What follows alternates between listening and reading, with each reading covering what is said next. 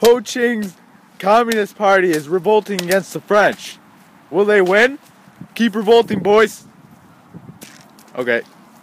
Oh. Innocent civilians are getting blown up under Ho Chi Minh's rule.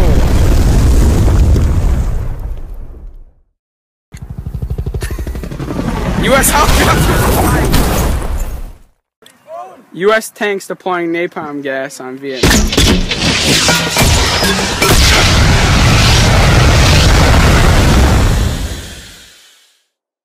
Eric Benchhead here, coming at you live from J-Pod Studio. We have a very special guest here tonight. He goes by the name of Ho Chi Minh, traveling all the way from Vietnam. Let's give him a warm welcome.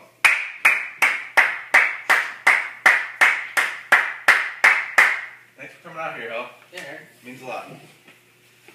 So, the travel was nice? Yeah, it was great. Alright, treated you well? Alright, that's good.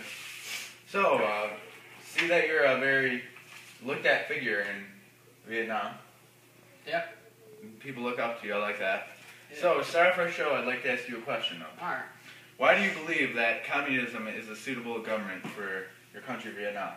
Well, you see, Eric, I grew up in Vietnam, and it was a very poor city where I was from, and nobody was treated equally, really, I would say.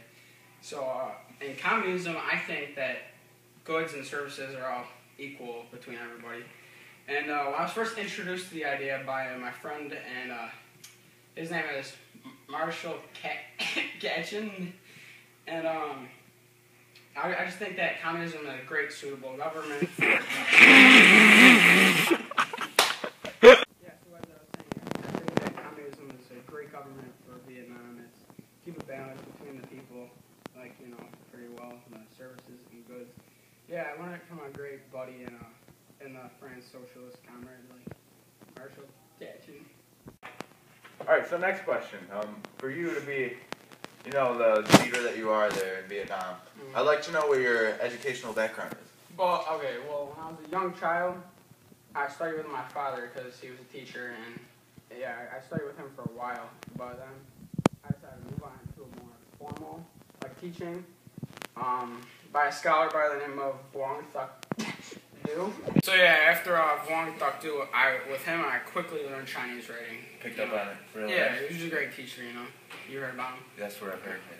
Yeah, so after him, I moved on and later received like a French education. Like, it was more in a public setting. Yeah, I know. Than, you know, like more private, not like that. And after that, I attended Lycée and Hugh. If you ever heard of that, I don't know. Not familiar. Yeah. Not really. Most people aren't, you know. So after that, so it was like 3 events in a row, and then after that, I moved on. I left my studies completely, like dropped them, to teach Duc Thanh School. And that's about it for my that was my education. That was it. And so it sounds like you had a nice, enjoyable education back in the day. Yeah, it was great. Nice, sophisticated man. I like that. Yeah, nice. I like to see that. So, how or what strategies did you use to defeat the France at Dien Bien Phu? Well, Eric, I'll tell you this. It's pretty lengthy, but I'll try to summarize it for you. Well, my followers, called the Viet Minh, they had some nice widespread support in the countryside, like not in the cities. So, at the same time, the French, they controlled most of the major cities. You know what I'm saying? Yes, So what we did is we used hit and run tactics. Okay, and what we did is we confined the French into the cities. So you know what that does, right? Yeah. And it cuts them off, supplies and whatnot. So basically with that, they didn't know what to do, and they were like in panic, and they were done. So they surrendered to us in 1954. That's good to hear. Yeah, man. Cut it. You did a great job answering that question right there. I learned a lot from that. Yeah. So, last and final question to wrap up our show here, J-Pod Studio. Okay. Alright, so what was the Ho Chi Minh Trail, which is commonly talked about here in the U.S. and commonly known, and why did you have it built? Well, the first thing off is the Ho Chi Minh Trail, named after moi, is it's a trail. It's a logistical trail.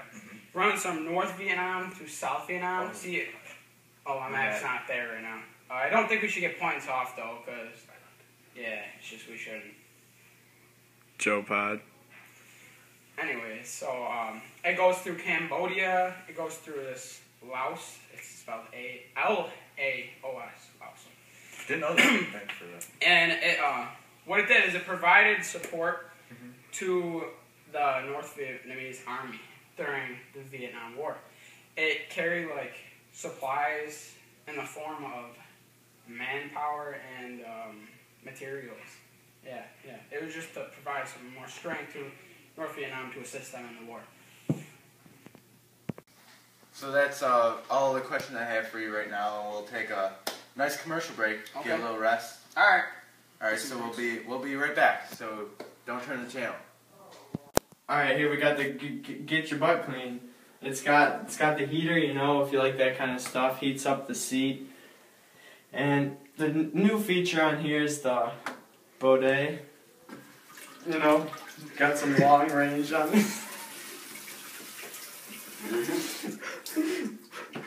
You know, it works real nice after a long day and I'm in the war. So get your butt clean. Thank you to the product Get Your Butt Clean for supporting us at J-Pod Studio. Means a lot. So that'll do it for tonight. I'd like to thank you personally for It's the been show. a pleasure, you know. So stay tuned for next week at J-Pod Studio. We'll have some nice guests coming in later in the week. So nice travels. Yeah. Wish you the best. Thank you.